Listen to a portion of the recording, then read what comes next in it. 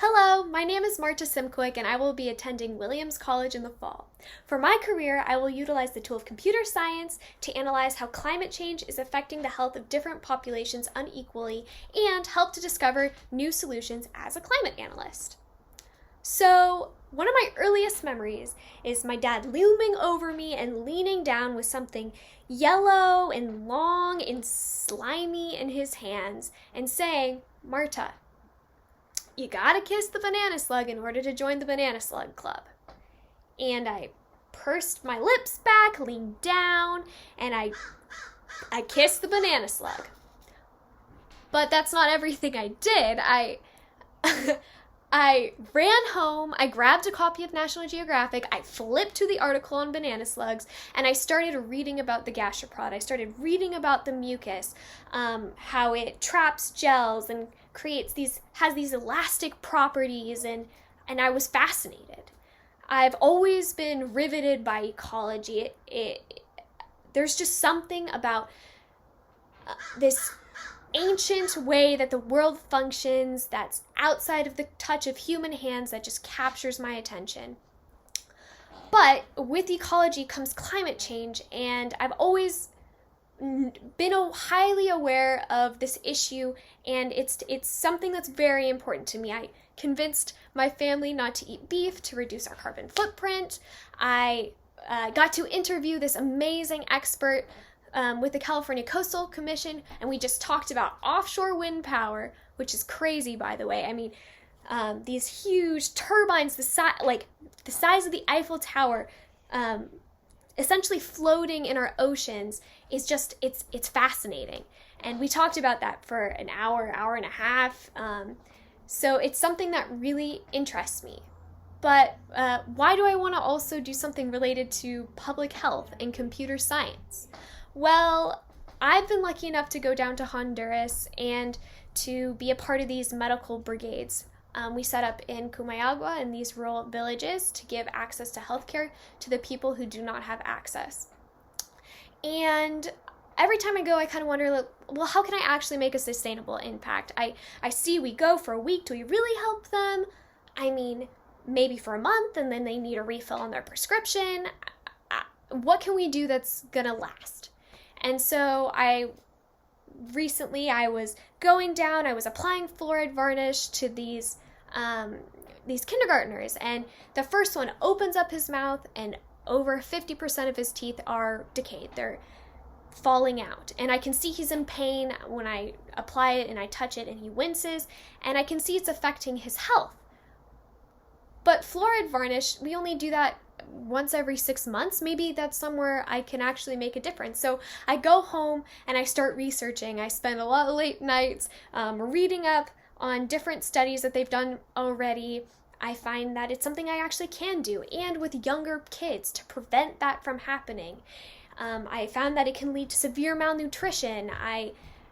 I found a solution, and so I started talking with dentists. I taught myself the DEFS dental indexing system. I made a dental hygiene video. I made a video teaching others this system, and we went down and we applied it, and I did the analysis, and I finally got to present my results at the Kaiser Napa Solano Research Colloquium. This is what kind of inspired my egg project. In a similar strain, I love problem solving. I like taking something and working away at it and talking to other people and seeing how they think and coming up with a refined solution and testing it and doing it again and again. And I love math. This is one of the reasons why I love math. I convinced my friends to pull an all-nighter doing this math competition. It was super fun. We ended up coding a way to simulate the probability of someone becoming addicted to a certain type of drug. And that's where math tips into coding. It tips into the real world, into life, to making a difference. And so I took these math classes, I took these computer science classes my junior and senior year, the only two AP computer classes offered at my school, and I fell in love with it. I'm now coding my own website for the Egg Project, and I took my AP tests and did well, and it's something I want to pursue. But how do those things all come together?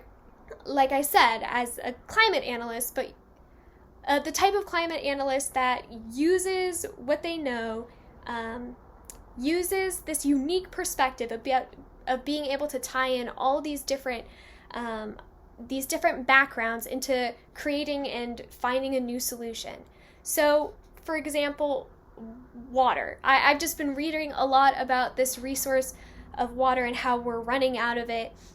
So 70% of the world is covered with water, only 1% we can actually drink. And that 1% is going away because of our large population and also climate change.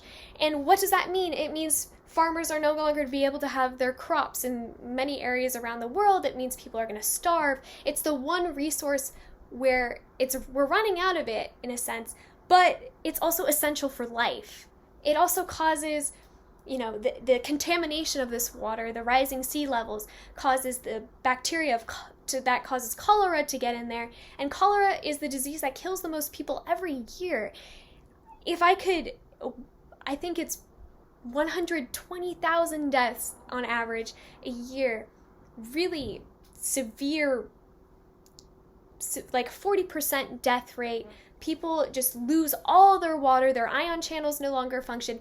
It's a devastating disease. But if I could use my background knowledge in environmental science and computer science and put that together, I could potentially solve or create a simulation to show the impact, to show what's going to happen, and show how different interventions would work. And that's not the only way. There's so many ways that I can use this to my advantage in the future. So thank you so much for this opportunity and for your time. Just if I end up getting this scholarship, I will make the most out of it. I will take advantage of every opportunity, and I'm going to do this. I believe I can make a difference. Thank you.